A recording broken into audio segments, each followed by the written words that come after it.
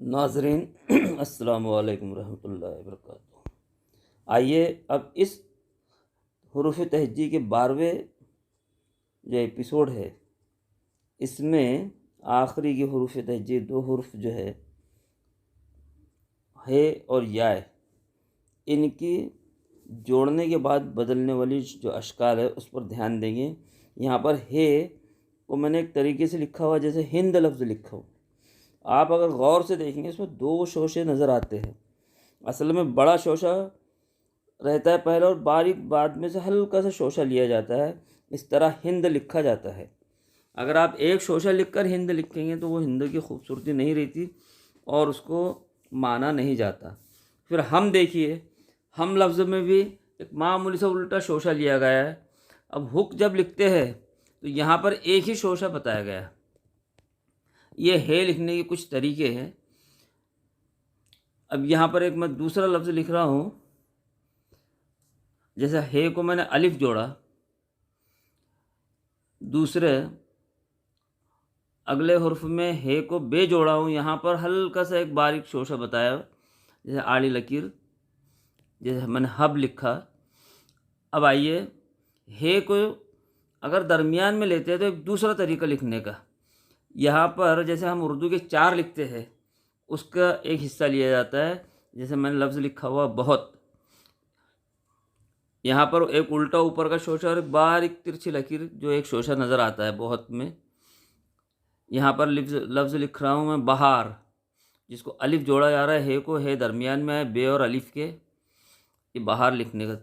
ये हे को जोड़ते वक्त ये खूबसूरती आनी चाहिए हुर्फ में। ये बारीक बारीक बातें हैं, इसको आप ध्यान में रखो तो इंशाअल्लाह इसके प्रैक्टिस करने पर आपको सब आसान नज़र आएगा। यहाँ पर एक लफ्ज़ लिख रहा हूँ मैं बहम पहुँचाना, जैसे लिखते हम, सॉरी बह, यहाँ पर एक लफ्ज़ है बह और उसके बाद हम लिखेंगे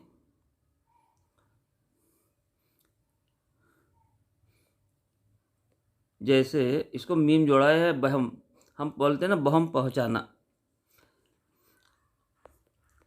अब उसी में हे जोड़ने के अगले तरीके देखिए।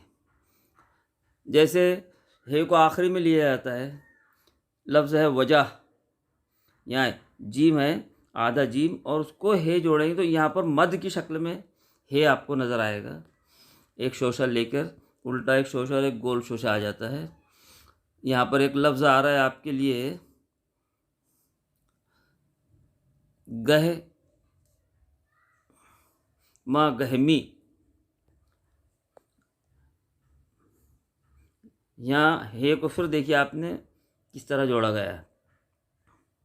ये उर्दू के 4 का एक हिस्सा लिया गया है।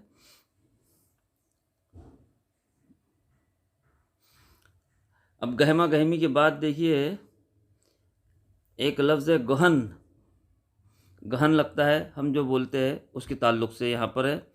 ये जो हुर्फ है इनको अच्छी तरह आपने ध्यान में रख के प्रैक्टिस करनी चाहिए। इंशाल्लाह आप आसानी से इसको लिखना सीख जाएंगे।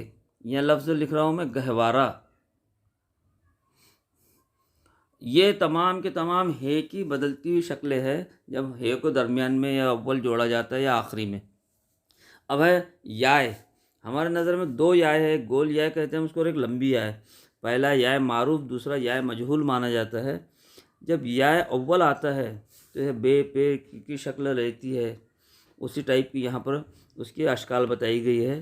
पहला एक गोल शोशा एक खड़ी लकीर के ज़रिए। अब एक लफ्ज़ है यहाँ, जैसे मैं लिख रहा हूँ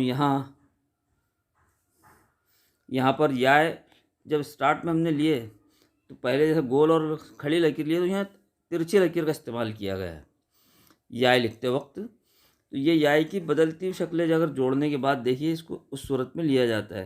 फिर आपने इससे पहले कई हुर्फ देखे, जैसे कमी लिखे हमने, गहमा गहमी लिखे है, तो वहाँ पर याय आखिरी में जब जोड़ता है तो गोल शक्ल में पूरा रहता है। यहाँ पर यक्का लफ्ज़, यक्का हम पढ़ते हैं, इसमें स्टार्ट में भी जोड़ा गया है तो याय इस शक्ल में रहेगा।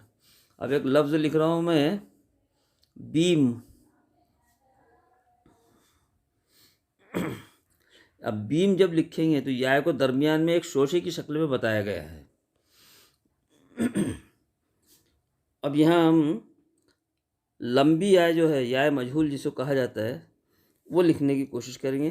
तो इसको कभी भी ऐसा जोड़ा तो नहीं जाता, ये अलग ही लिखा जाता है। जैसे लफ्ज़ लिखा हूँ मैंने हाय, फिर उसके बाद एक लफ्ज़ लिखते हैं हम ए, आवाज़ देते हैं किसी को ए या ए, इस टाइप के। इसको या मजहूल को आखिरी में ही लिखते जनरली, जोड़ते रहिए। बहुत हुआ तो जैसे गाय लफ्ज़ है, यहाँ पर फिर हम गए लिखते हैं, वहाँ पर जोड़ते हैं, है लिखते हैं, तो उसको वो या मजहूल जोड़ा जाता है। वो आपको अच्छी तरह मालूम है। अच्छा, अस्सलाम।